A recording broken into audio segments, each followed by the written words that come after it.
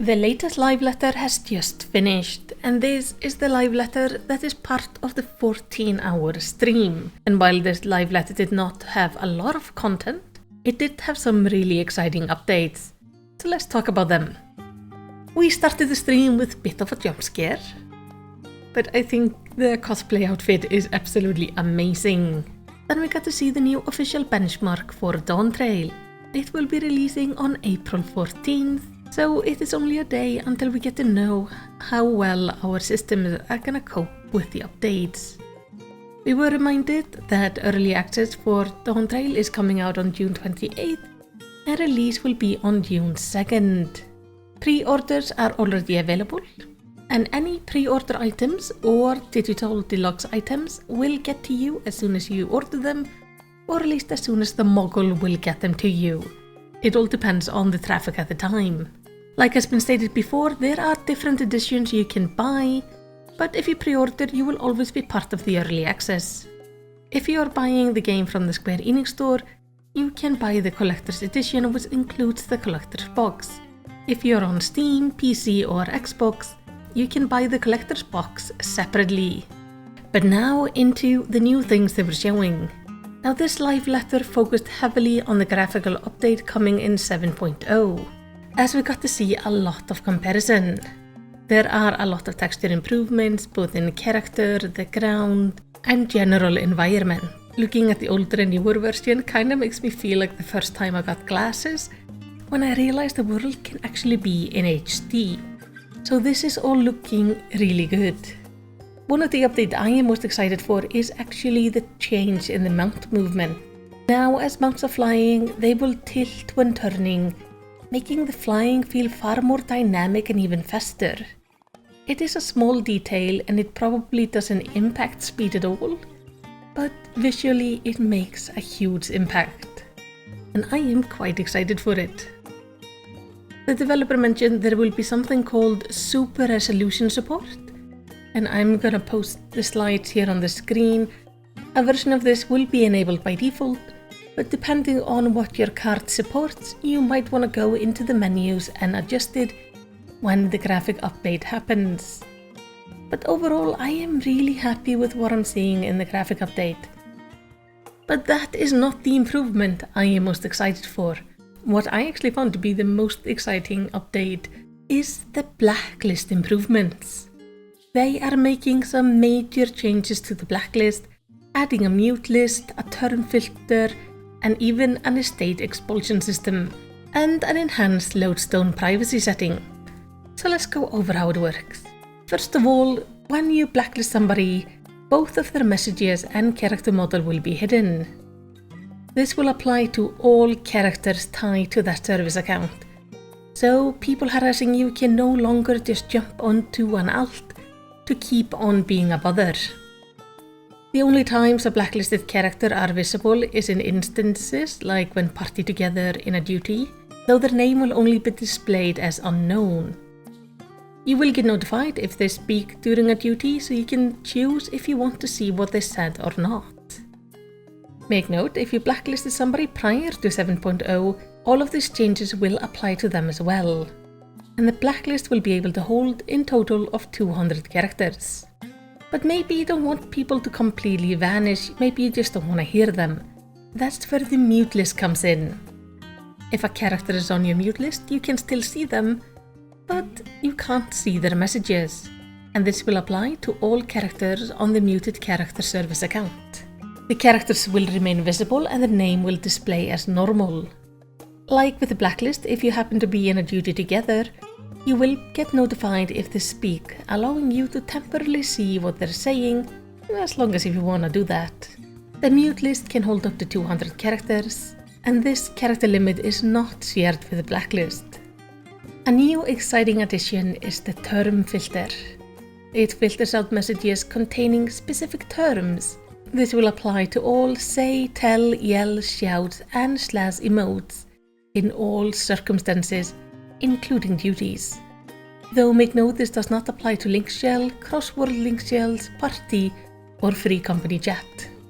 And this data is stored client-side. But this does mean if you are really annoyed over all of these messages about clubs or some RP events happening, you can just add particular terms to the filter, and that should remove those messages so you don't have to see them anymore. Which I think is going to be really handy to allow us to filter out what content we're interested in. Now, the estate expulsion allows you to add characters to a no entry list for your estate.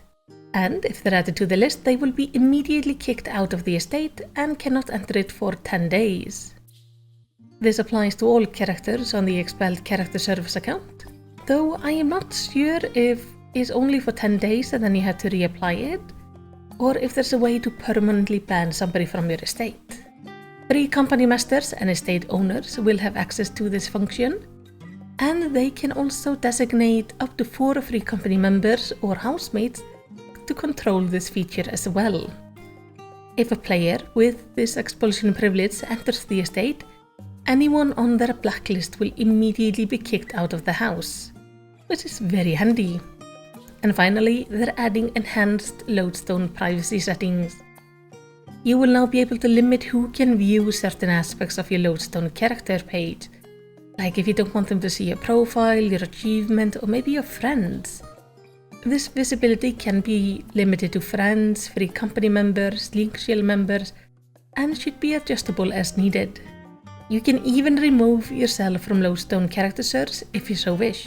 The in-game block list is also to be added to the lodestone, blocking notification of activity from blocked players and stopping them from being able to see your activity. I think this is a wonderful addition and should really help people who just are struggling with getting rid of some persistent characters in their lives. Then it's time to talk about the things happening up until Dawntrail. If you're worried we won't have anything to do, don't you fear, because they have really filled our calendar. So on April 24th, the Yokai Watch event will be returning, and this one will be running until the start of the launch maintenance for 7.0. On May 14th, the Muggle Treasure Trove will start, and the second hunt for Genesis. So as that begins, we will be quite busy. Hopefully this time around the rewards will be a little bit more exciting, but we will see. On May 15th, the media tour is gonna start, and it's gonna be running until May 30th.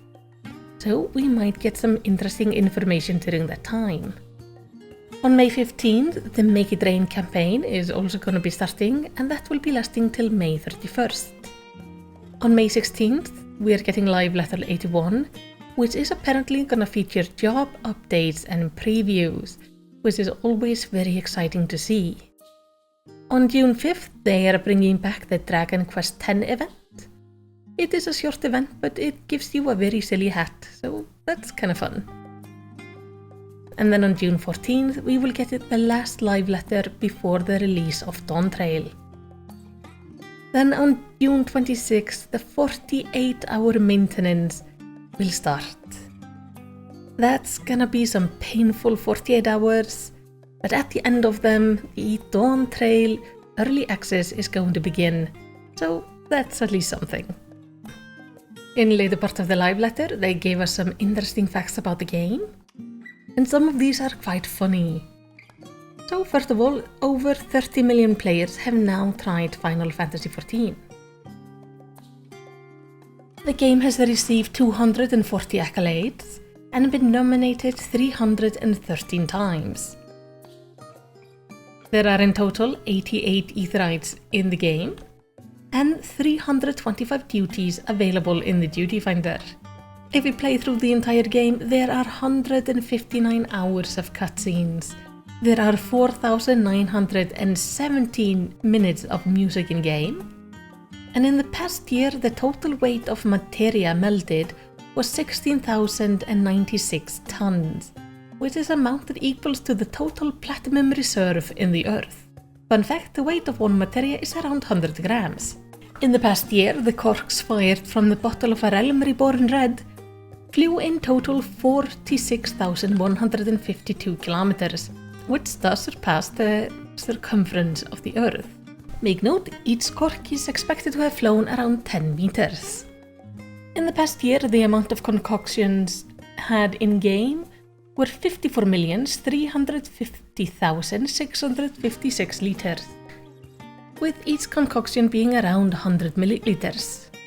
This apparently is nearly more than the annual consumption of ketchup in the US. There was a survey made of the Warriors of Light sometimes last year, and this is what they learned. 26% of players started in A Realm Reborn, 13% in Heaven's Ward, 14% in Stormblood, 34% in Shadowbringers, and 13% in Endwalker. Of course, Shadowbringers is the time where we had the big WoW exodus, where a lot of us moved over, including me. We got a list of the favorite mounts, with the company Chocobo being of course number 1, as it should be, as it is amazing.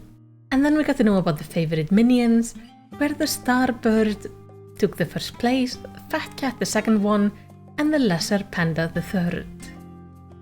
When checking people's favorite home point, it is no surprise that Limsolominsa is the winner, with Gridania as a close second and Old Sherlayan as the third. And the raid or trial boss that killed us the most is Hades, followed by Endsinger and then the Warrior of Light. I think Hades being the one that takes us out the most, it's just appropriate. We all love him. And then they were asked what Final Fantasy XIV means to them, and we got this nice collage of words. And finally, they took a moment to talk about physical things coming out, though most of them are Japan only. For example, there are decorative plates, a custom in-game photo book, and Eorzean photo chips, which will all be available in Japan. Internationally, they are now accepting pre-orders for the Hydaelyn and Zodiac statue for the Wave 2 release. Hopefully this one will have less broken wings than the first one seems to be having. In select planetariums in Japan, there will be some sort of a show called A Tale of Eorzea, Divine and Celestial. And then for Final Fantasy XVI players, the Rising Tide DLC will be available on April 18th. And if you want to work for Final Fantasy XIV and you happen to live in Japan, they are looking for people for marketing and community planning. So if that's something that interests you, time to look into it. And that was the live letter. My favorites in this one was definitely the new flying animation. Even though it's just such a minor change, it makes the visual just so much nicer. And the new and the improved Blacklist. Though of course I'm always excited to see the graphic updates.